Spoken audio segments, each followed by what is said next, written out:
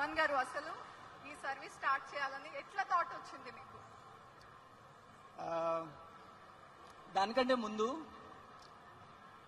చాలా ఏళ్ళ కిందట, అంటే ఈ ఎలక్షన్స్ కి ముందు చాలా ఏళ్ళ కిందట ఒకసారి నేను మన గౌరవులైన శ్రీ చంద్రబాబు గారిని కలిసినప్పుడు ఆయన ఒక మాట చెప్పాడు.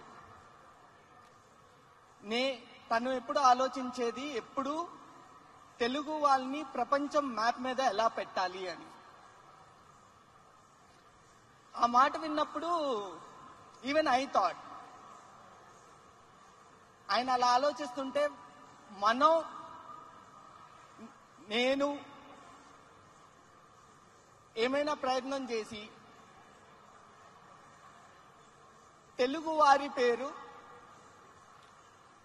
మొత్తం భారతదేశం మొత్తం ఎట్లా వ్యాపించేటట్టు చేయొచ్చని మొదలు పెట్టాము 2015లో. ఈరోజు